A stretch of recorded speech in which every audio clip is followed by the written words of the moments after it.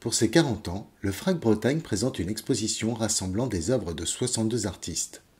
L'occasion de découvrir ou de redécouvrir ce qu'énonce le titre de l'événement, l'autre musée, les trésors d'une grande collection d'art contemporain.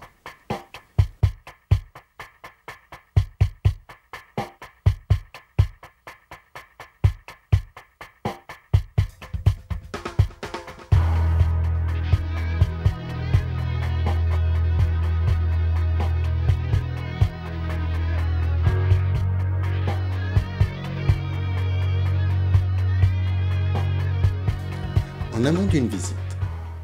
Pour comprendre ce qu'est un FRAC, vous pouvez visionner sur le site du FRAC la vidéo « La collection du FRAC Quetzalco ».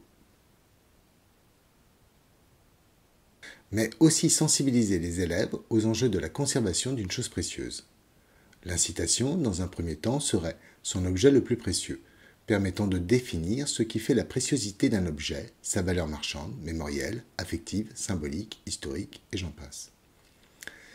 Pour diversifier les pratiques, ainsi que les effets de sens qui pourront être dégagés par la suite, l'on évoquera la possibilité de ramener l'objet ou son image.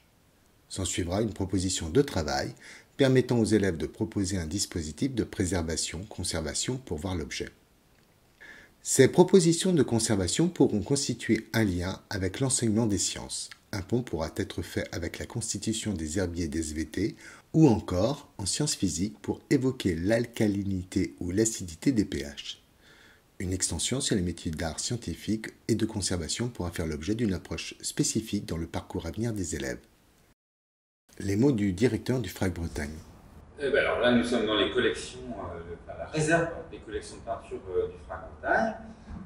Une collection de FRAC, ça se constitue avec un comité d'acquisition qui va déterminer quel type d'œuvres peuvent rentrer dans les lignes directrices de la collection, principalement pour ce qui nous concerne des questions de peinture, de paysage, c'est ce qu'on voit un petit peu autour de moi.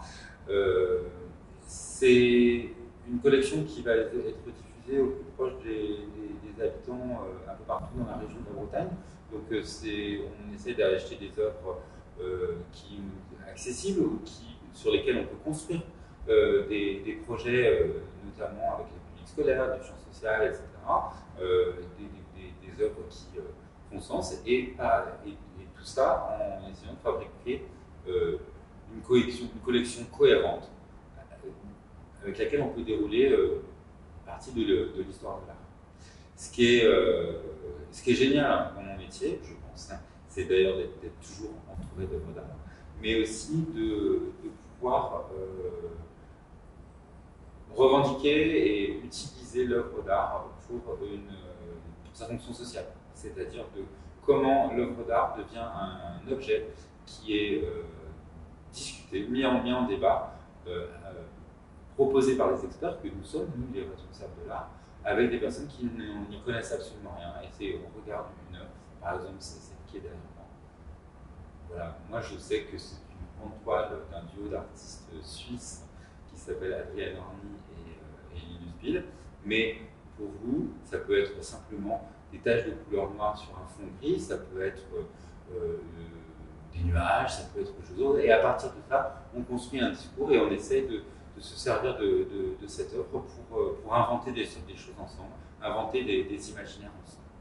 Et quant à savoir ce qui, moi, m'intéresse dans une collection, eh bien, c'est ça. C'est d'ailleurs c'est que j'ai la chance de travailler de ma passion, et ma passion, c'est l'art, et c'est aussi de faire partager l'art. La collection sera la possibilité d'un prolongement au travail sur l'objet précieux. En interrogeant les connivences formelles, chromatiques, sociales, historiques, les élèves seront invités à constituer une collection en prenant conscience de l'importance d'un choix thématique ou autre pour qu'il y ait collection. Un parallèle pourra être fait avec la collection du FRAC qui s'est construite autour de grandes entrées.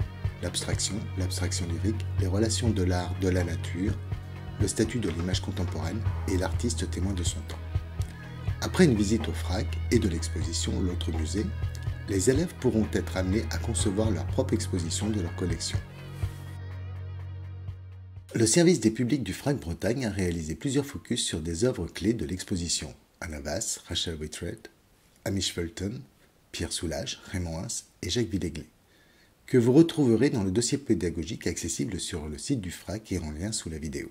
L'artiste britannique née en 1963, Rachel Whitred, dont le travail de moulage transpose le vide en plein et le plein en vide, renforçant la présence d'un rapport au réel par son absence, se présente dans la collection par la sculpture Untitled Platform, réalisée en 1992. Un moulage de parquet où des traces de réel, cheveux, poussière, traces, se sont retrouvées emprisonnées dans le moulage de plâtre. Une œuvre qui peut générer un travail sur la mémoire d'un lieu et du rapport intime que l'on peut lier à celui-ci. Les pratiques de l'estampage ou photographique, proches du moulage dans le fait qu'elles attestent d'une réalité qui est ou qui a existé, pourront s'enrichir ou s'accompagner d'un texte précisant le lien que l'on a avec ce lieu et sa matérialité. Peut-être le moment d'interroger avec nos élèves l'écart que suscitent certaines pratiques artistiques mettant en jeu les questions de présence plutôt que de représentation. On pourra opérer entre ces deux axes, l'art et la vie confondus et l'abstraction c'est la réalité, un prolongement de questionnement et introduire la notion de réalité en art, même quand les œuvres ne représentent plus. Pierre Solage, dont la collection possède 5 œuvres, est évidemment un incontournable des trésors du FRAC.